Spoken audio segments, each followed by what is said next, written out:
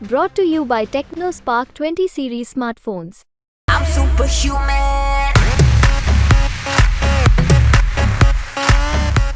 नमस्कार, राम राम। हरियाणा तक देख रहे हैं आप और सोनिया मेरा नाम है।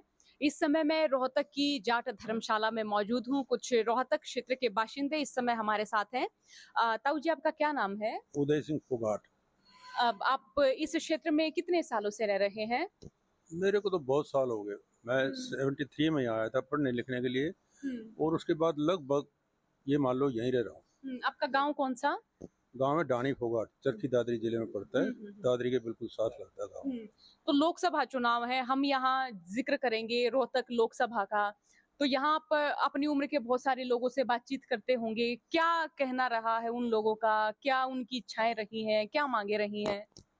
देखिए, ये चुनाव जो है ना, बहुत ही महत्वपूर्ण चुनाव है। एक हमारे प्रांत के लिए ही नहीं, सारे देश के लिए। क्योंकि हम ये देख रहे हैं कि हमारे देश के जो प्रधानमंत्री बने हैं वो जो है डेमोक्रेसी को बिल्कुल बर्बाद करने के कगार पे ले आए वो। क्योंकि प्रजातंत्र जो है उसकी जितनी भी संस्थाएं हैं, स्वायत्त संस्थाएं हैं, उनको बिल्कुल लगाम डाल के बिल्कुल तोते की तरह बंद कर दिया पिंजरे में। तो एक तो सबसे बड़ी गलत बात ये है। दूसरा ये है कि प्रधानमंत्री का जो पद होता है वो इसलिए नहीं बना कि वो लोगों को जात पात में धर्म के आधार पे बंटवारा करके और गद्दी पे बैठ जाएगा और विकास कार्य कोई नहीं करेगा। क्योंकि मेन मुद्दा है कि भी समाज के हित में विकास होने चाहिए, बेरोजगारी दूर होनी चाहिए, महंगाई कम होनी चाहिए, प्रजातांत्रिक संस्थाओं को स्वायत्तता देनी चाहिए, लोगों को बोलने की आज़ादी होनी चाहिए, लोगों को बेवजह बिना कसूर के जेलों में नहीं ठोकना चाहिए। अब ये देखो ना कि प्रधानमंत्री जो है खुले रूप में हिंदू मुस्लिम कर रहा है और फिर अपने भाषणों में ये भी कह रहा है कि मैं हिंदू मुस्लिम करूंगा तो मैं पब्लिक लाइफ के लायक नहीं हूँ।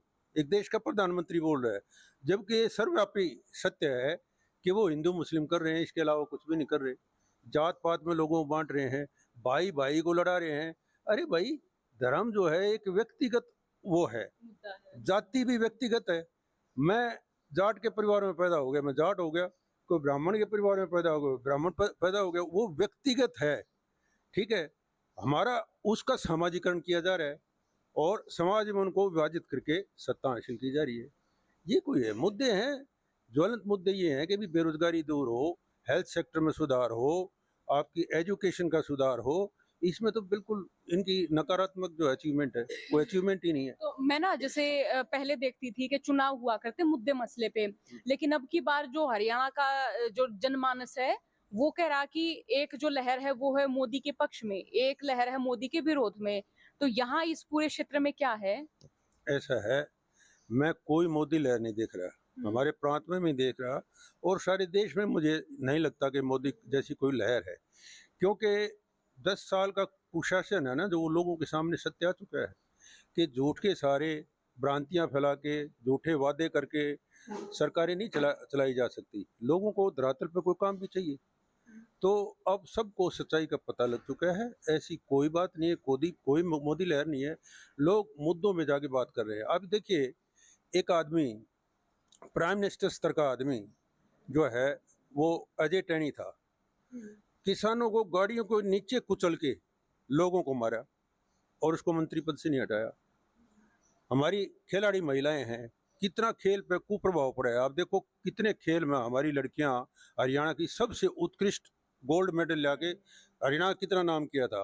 उन लड़कियां चुटिया पकड़ के वहाँ सड़क पे उनको मार पिटाई कर रहे हैं, उनका बुरा हाल कर रहे हैं। और उस पे जो है वो जो क्या नाम है, ब्रिजभूषण शरण, उस पे आरोप भी साबित हो चुके हैं, उस पर कोई कार्रवाई नहीं की गई। अब देखिए, ये प्रधानमंत्री जो है सत्ता के लिए कोई भी मतलब कोई भी अधर्म का काम कर सकता है, कुछ भी कर सकता है वो, उसमें कोई नैतिकता नहीं बची है। तो भारत देश को ऐसे प्रधानमंत्री की बिल्कुल जरूरत नहीं है। कोई नया विकल्प तैयार हो और वो आए और जो लोक भावना के अनुसार लोगों के हित की, विकास की बात करे और देश को आगे बढ़ाए। तो यहाँ भूपेंद्र हुड्डा, दीपेंद्र हुड्डा, हमने इनकी सियासत देखी रोहतक में। ताऊ देवीलाल भी यहाँ से चुनाव लड़े, वो हारे भी। तो अब मैं क्या मानूं कि इस जो पूरी बेल्ट है इसमें एक तरह के हुड्डा फैक्टर अब फिलहाल है ज्यादा। हम ये कहते हैं कि हमारे यहाँ जितने भी चीफ मिनिस्टर रहे हैं, बड़ा विकास कार्य किया उन्होंने। चौधरी बंसीलाल तो हरियाणा के निर्माता है, उन्होंने तो कमाल ही कर दिया, ऐसा कोई चीफ मिनिस्टर ही नहीं हुआ। जो देवलाल आए, उन्होंने भी बहुत लोगों के लिए काम किए, हितकारी काम किए, समाज को आगे बढ़ाया, किसानों के लिए बड़े काम किए। उसके बाद चौधरी भूपेंद्र आया, विकास की एक लहर थी, हर आदमी का गुजारा था, किसी को कोई परेशानी नहीं थी। फिर चौधरी भूपेंद्र सिंह हुड्डा के एक उनकी बड़ी खासियत है कि किसी का भी अहित नहीं करेंगे। अगर उनसे भला नहीं किसी का होता है, अहित किसी का नहीं करेंगे, किसी से दुश्मनी नहीं बांधेंगे। उन्होंने सबको साथ लेके चले, बड़ा अच्छा शासन दिया और बहुत ही विकास किया हरियाणा के अंदर। और हरियाणा अब आस लगाए बैठा है कि वो किसी तरह दोबारा हमें मिल जाएं और हरियाणा की डगर, विकास की डगर आगे बढ़े। और दूसरे जो जिले हैं उनके लोग बोलते हैं कि चौधर रोहतक में ही रही, रोहतक का ही विकास करा है। ये चौधर तो एक जगह रहेगी, एक आदमी बनेगा जो वहाँ पैदा हुआ है वहाँ का होगा। ये कहने की बातें हैं, वहाँ का चौधर होगी, ये होगी, ये सब बांटने के लिए है लोगों को। ये भ्रामक प्रचार है। कोई कहीं का हो, अच्छा हो, वो सबका है। सारी हर जगह विकास किया उन्होंने, कहाँ नहीं किया। जैसे अग्निवीर योजना आई, मैं देखा करते कि गांव के जो जवान है उनकी पूरी खेप चला करती, शाम के समय रेस लगाते, दौड़ लगाते, अखाड़ों में वो कुश्ती करते। तो मैं क्या ये मानूं कि अब वो जो गांव का जो जवान था, जो सोचा करता कि बहुत कम उसमें परिश्रम में मतलब परिश्रम इस तरह से आर्थिक अगर कोई मजबूत नहीं होता तो फौजी बन जाया करता या वो पुलिस में चला जाया करता। तो आप देखते हैं क्या वो चीजें भी बहुत पीछे धकेली गई हैं? मैं ये कहता हूँ कि जो अग्निवीर की योजना है वो मात्र इसीलिए लेके आए हैं ये, ताकि आर्थिक भार ना पड़े, पेंशन ना देनी पड़े, और चाहे इनका कितना है ही तो। अब सोचने की बात यह है कि अगर मान लीजिए अग्निवीर 4.5 साल की भर्ती होता है, क्या वो बॉर्डर पे अपनी भावना से लड़ेगा? क्या वो जुझारू हो पाएगा? जब उसको ये पता है कि भी 4.5 साल में तुम्हें चले जाना अपने घर, तेरी नौकरी पक्की नहीं है, तेरे को अगर तू शहीद होता है तो उसमें आपको को मानदेय भी नहीं मिलेगा, किसी तरह को कंपनसेशन भी नहीं मिलेगा, तो वो क्यों लड़ेगा देश के लिए? देश के लिए तो इसीलिए लड़ेगा ना कि भाई एक भावना है, उसके अंदर जा रहा है और रोजगार के लिए जा रहा है, उसको ये निश्चितता है कि भाई उम्र ताउम्र जो है सुरक्षित है, बच्चों का भविष्य सुरक्षित है, बच्चों को ऐसा एजुकेशन में दे दूंगा, एक छोटा मोटा घर भी बना लूंगा। लेकिन उसको ऐसे उसका डुगडुगी बना दी, आ और जा। ये क्या है? आप ये देखो, MP MLAs हैं, उनको वेतन मिलता है, वो एक दिन भी अगर इलेक्ट होके आ जाते हैं तो उनकी पेंशन हो जाती है। जबकि अब जैसे OPS का मुद्दा भी है कि भी एक कर्मचारी 20 साल से ज़्यादा नौकरी करता है, 35-35 साल नौकरी करता है, उनको कोई पेंशन नहीं, और एक MLA और MP एक दिन बैठ जाता है और उसकी बार बार पेंशन होती है। क्यों भाई? वो क्या ऐसा कर देते हैं कि इतनी समाज सेवा कर देते हैं कि उनको इतना पैसा दिया जाए? जबकि सच्चाई ये है कि देश सेवा के लिए कोई राजनीतिक आजकल नहीं आ रहा, एक ये बहुत बड़ा व्यवसाय बन चुका है। ये मैं ये कहूँगा स्पष्ट रूप से कि ये गुंडों का गिरोह है, लुटेरों का गिरोह है। ये देश को लूट रहे हैं और जो बजट है उसका सारे का सारा जो हिस्सा जो है, बड़ा हिस्सा, वो पूंजीपतियों में दे रहे हैं, साफ तौर पे दे रहे हैं, दिख रहा है बिल्कुल। मैं आपको एक छोटी सी बात बताता हूँ।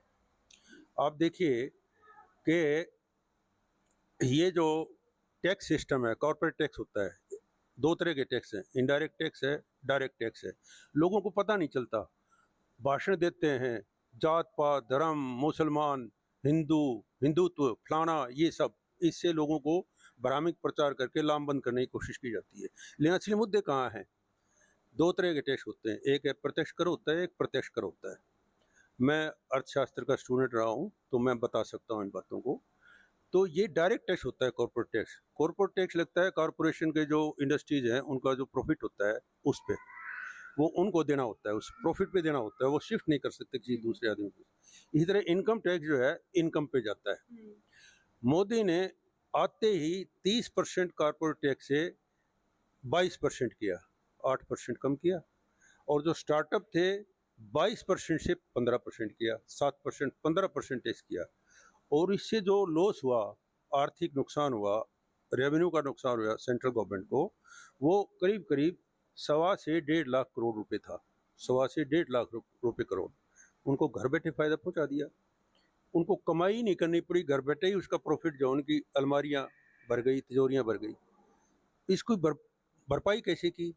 आपको मैं सच्चे आंकड़े दे रहा हूँ। इसकी भरपाई कैसे हुई? भरपाई ऐसे हुई कि डीजल पे 3.46 पैसे एक्साइज ड्यूटी होती थी।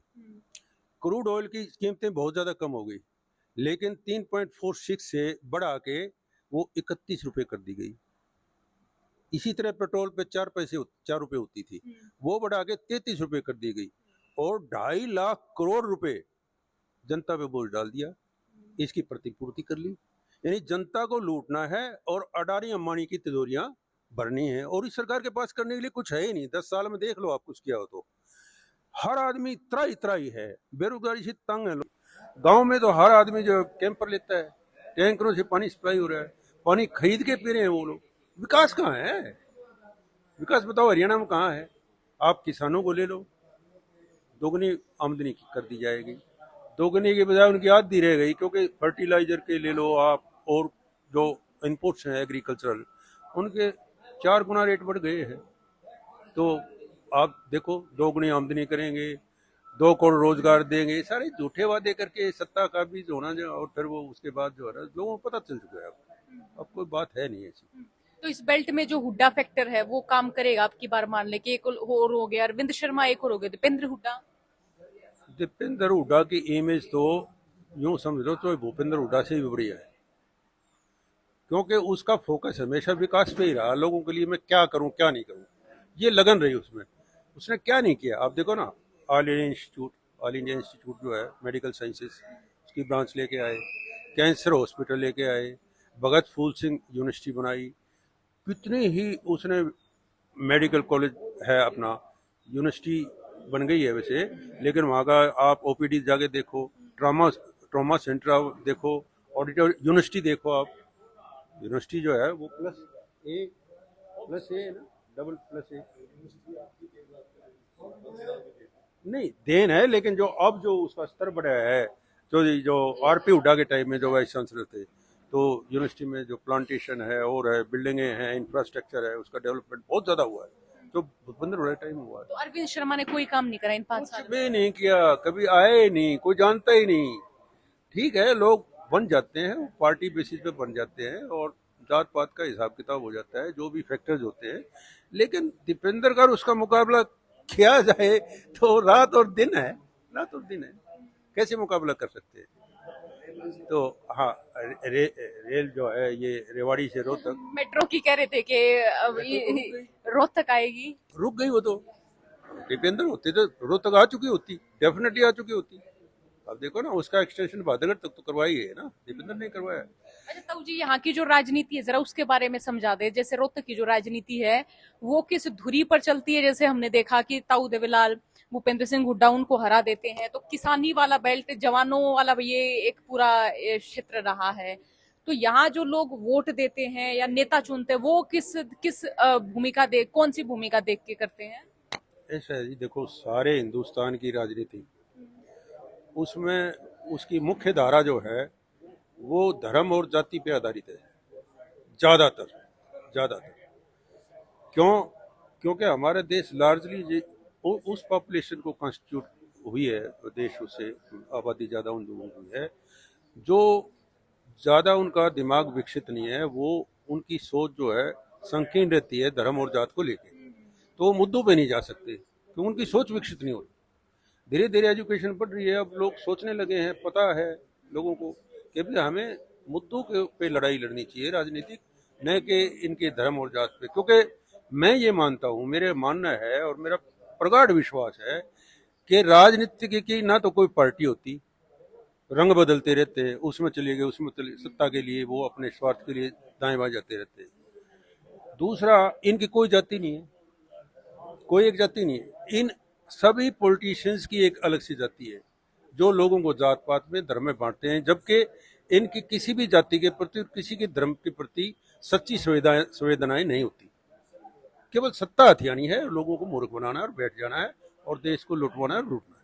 मैं तो ये मानता हूँ, इससे बढ़ के और कुछ नहीं है। ये तो लोगों के लिए काम करो भैया, आपको सत्ता मिली है, आप पता नहीं क्या कर सकते हो।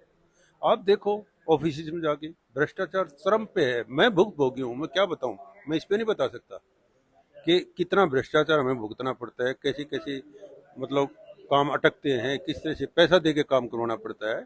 मेरे पास प्रमाण है, खुद मैं प्रमाण बैठा हूँ, आपके सामने बैठा हूँ। आप देखो पोर्टल जो सुविधाएं या अपना जो कॉरपोरेशन है, कितने परेशान है लोग। मैं कोर्ट में बैठा था, एक दिन देख रहा था, एक महिला आई, परिवार पहचान पत्र। अब सच मानना, 2 साल के बच्चे की जो इनकम है साल की 1,80,000 रुपये, 18 साल का बच्चा है, रोजगार नहीं करता, 80,000 रुपये वेतन उसकी आमदनी साल की। औरतें घूम रही हैं, परेशान हो रही हैं, टाइपिस्ट उनसे पैसे ले रहा है, लाइन लगी हुई है, धक्के खा रहे हैं। ये कुशासन नहीं तो और क्या है? ये सरकारें है, ये जनहित की सरकार है।